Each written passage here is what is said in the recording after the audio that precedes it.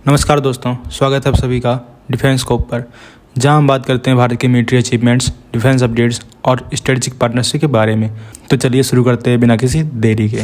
सबसे पहली खबर जीई और एचएएल के बीच चल रही नेगोशिएशन को लेकर है, जो इंडिया में F414 इंजन के लोकल मैन्युफैक्चरिंग के लिए हो रही है। ये नेगोशिएशन एक सिग्निफिकेंट हर्डल फेस कर रही है, क्योंकि जीई ने इंजन के कॉन्ट्रैक्ट प्राइस में एक बड़ा इंक्रीज डिमांड किया है। सोर्सेज के मुताबिक जीई ने 80% टीओटी यानी ट्रांसफ़र ऑफ टेक्नोलॉजी को इंक्लूड करने के लिए एडिशनल $500 मिलियन का डिमांड किया है। पहले $1 बिलियन का जो डील फाइनलाइज होने वाला था वो अब $1.5 बिलियन तक पहुंच गया है। इस सडन प्राइस इंक्रीज की वजह से डील फाइनलाइज होने में डिलेज हो रहे हैं, लेकिन एचएएल अभी भी कॉन्फिडेंट है कि मार्च 2025 तक ये डील कंक्लूड हो जाएगी। F414 इंजन का लोकल मैन्युफैक्चरिंग इंडिया के तेजस MK2 प्रोग्राम के लिए काफ़ी क्रिटिकल है। अगर ये डील सक्सेसफुल होती है तो ये इंडिया के डिफेंस प्रोडक्शन कैपेबिलिटीज़ के लिए एक बड़ा माइलस्टोन होगा। ट्रांसफ़र ऑफ टेक्नोलॉजी का हाई परसेंटेज इंडिया के इंडिजिनस जेट इंजन टेक्नोलॉजी को काफ़ी आगे ले जा सकता है। हालांकि दोनों पार्टीज़ के बीच प्राइस नेगोशिएशन काफ़ी चैलेंजिंग है, लेकिन एचएएल की ऑप्टिमिज्म दिखाती है कि वो इस प्रोग्राम को ट्रैक पर रखने के लिए कमिटेड है। तो हमें अब आगे के अपडेट्स का इंतजार है, जब ये डिस्कशन प्रोग्रेस करेंगी। तो आपका क्या कहना है इस खबर के बारे में कमेंट सेक्शन में ज़रूर बताइए। दूसरी खबर है इस साल के रिपब्लिक डे परेड की, जो काफ़ी स्पेशल होने वाली है। इस साल हमारी indigenous short range surface to surface missile Pralay अपना पहला डेब्यू करेगी। डिफेंस सेक्रेटरी RK सिंह के मुताबिक प्रलय मिसाइल पहली बार परेड का हिस्सा बनेगी, जो एक हिस्टोरिक मोमेंट होगा। प्रलय मिसाइल की रेंज 150 से 500 किलोमीटर की है और ये DRDO के अंडर कई डेवलपमेंट ट्रायल से गुजर चुकी है। जल्दी ही आर्मी इस मिसाइल के यूजर ट्रायल्स भी स्टार्ट करेगी।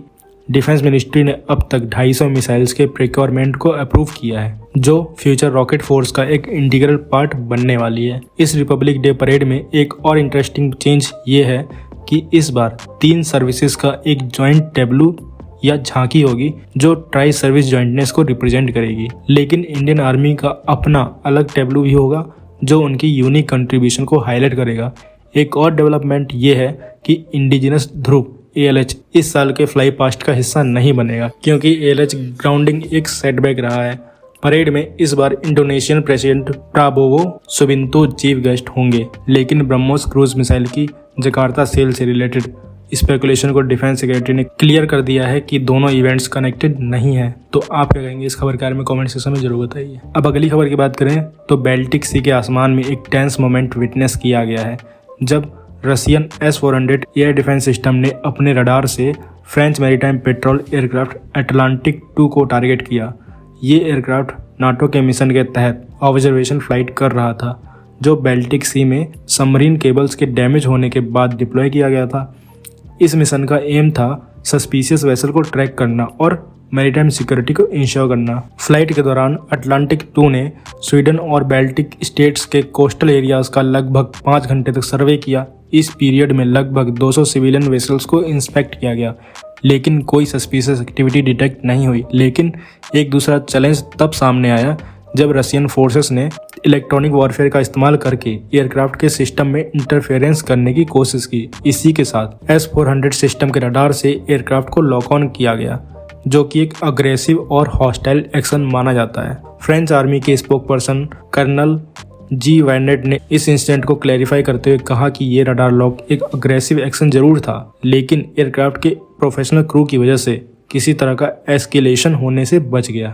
ये क्लियर है कि रसिया का ऑब्जेक्टिव नाटो के एयरक्राफ्ट के ऑपरेशन को डिस्टर्ब करना था, लेकिन उन्होंने किसी अटैक को एग्जीक्यूट नहीं किया। शायद इसीलिए क्योंकि नाटो एयरक्राफ्ट पर अटैक करना एक सीरियस और सडन एस्केलेशन को ट्रिगर कर सकता था। इस इंसिडेंट को फ्रेंच डिफेंस मिनिस्टर ने भी कंडेम किया और इसे अनएक्सेप्टेबल एक्शन कहा। नाटो के यूरोपियन कमांड के कमांडर क्रिस्टोफर कैबोली ने इस सिचुएशन को काफ़ी सीरियस बताया। अगली खबर है इंडिया के ambitious phase 3 ballistic missile defence programme के बारे में, जो एक next generation interceptor ADAH-3 stage missile पर फोकस कर रहा है। ये मिसाइल एडवांस बैलिस्टिक थ्रेट्स को काउंटर करने के लिए डिज़ाइन की गई है और इसमें कटिंग एज टेक्नोलॉजीज और complex safety critical system include किए गए हैं। ADAH मिसाइल की यूनिक फीचर उसका 3 स्टेज कॉन्फ़िगरेशन है, जिसमें हर स्टेज एक डिस्टिंक्ट और क्रिटिकल फंक्शन परफॉर्म करती है। इस मिसाइल के अंदर कई पायरो एक्टिवेटेड मैकेनिज्म है जो इसका सीमलेस ऑपरेशन इंश्योर करते हैं।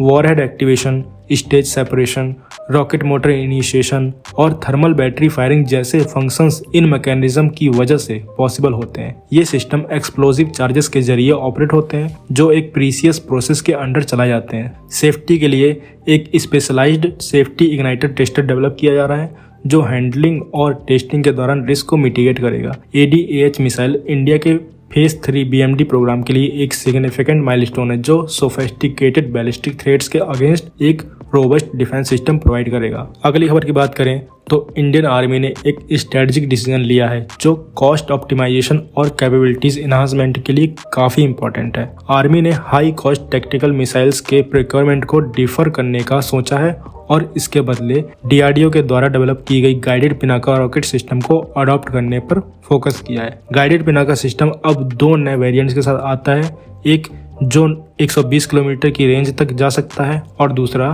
300 किलोमीटर तक एक्सटेंड करता है, और दोनों ही एडवांस्ड गाइडेंस सिस्टम के साथ। ये 300 किलोमीटर वेरिएंट इंडियन आर्मी के लिए काफ़ी प्रॉमिसिंग है क्योंकि इसका साइज और पेलोड कैपेसिटी ज़्यादा होने के साथ एग्जिस्टिंग लॉन्च प्लेटफॉर्म के साथ कंपेटेबल भी है। कारगिल वॉर के दौरान Pinaka multi barrel rocket launcher system की इफेक्टिवनेस सबके सामने आई थी। तब से लेकर अब तक इसका रेंज और प्रिसीजन इम्प्रूव किया गया है। ये वेरिएंट प्रलय टैक्टिकल मिसाइल का एक कॉस्ट इफेक्टिव अल्टरनेटिव बन सकता है जो अभी लिमिटेड प्रोडक्शन में है। प्रलय मिसाइल एक काशी बैलिस्टिक मिसाइल है जो कन्वेंशनल और न्यूक्लियर वॉरहेड कैरी कर सकता है और इसका रेंज 150 से 500 किलोमीटर तक है, लेकिन उसकी प्रोडक्शन को कॉस्ट और वर्सिटैलिटी के फैक्टर्स के कारण स्केल बैक किया गया है। गाइडेड पिनाका सिस्टम एक अफोर्डेबल और वर्सिटाइल सॉल्यूशन प्रोवाइड करता है जो आर्मी के एग्जिस्टिंग सिस्टम के साथ इंटीग्रेट हो सकता है। 300 किलोमीटर वेरिएंट की डिप्लॉयमेंट से इंडियन आर्मी को एक मिसाइल के बराबर डीप स्ट्राइक कैपेबिलिटी मिलेगी जो एनिमी इंफ्रास्ट्रक्चर और ट्रूप कंसंट्रेशन को टारगेट करने में काम आएगी। अब बात करते हैं अपनी आखिरी खबर की, तो इंडिया के रगेड टेरेंस में मिलिट्री मोबिलिटी को एनहेंस करने के लिए L&T और BAE ने जॉइंटली BVS-10 बेओवुल्फ को इंडियन आर्मी के लिए प्रेजेंट किया है। इस व्हीकल का Indian variant Sindhu extreme conditions के लिए टेलर किया गया है।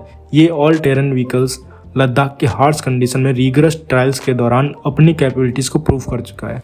BVS-10 सिंधु एक आर्टिकुलेटिंग व्हीकल है जो snow, ice, rock, sand, mud और स्टीप माउंटेन्स में इजीली ऑपरेट कर सकता है। ये इंडिया के डाइवर्स और चैलेंजिंग टेरेंस जैसे लद्दाख और रन ऑफ कच्छ के लिए परफेक्ट है। इसका मॉड्यूलर डिज़ाइन इसे और भी स्पेशल बनाता है जो troop transport, command and control, ambulance services और लॉजिस्टिक सपोर्ट के लिए कॉन्फ़िगर किया जा सकता है। ये व्हीकल इंडियन आर्मी की ऑपरेशनल एफिशिएंसी और कैपेबिलिटीज को नेक्स्ट लेवल तक ले जा सकता है। तो आप क्या कहेंगे इस खबर के बारे में कमेंट सेक्शन में जरूर बताइए। तो दोस्तों ये थी आज की डिटेल्ड अपडेट्स हमारे भारत के डिफेंस और इंटरनेशनल स्ट्रेटजीज के बारे में। अगर आपको ये वीडियो इन्फॉर्मेटिव लगा हो तो लाइक करें, शेयर करें और चैनल को सब्सक्राइब करना ना भूलें। आपका सपोर्ट हमें और बेहतर कंटेंट बनाने के लिए मोटिवेट करता है। मिलते हैं नेक्स्ट वीडियो में। थैंक्स फॉर वॉचिंग एंड जय हिंद, जय भारत।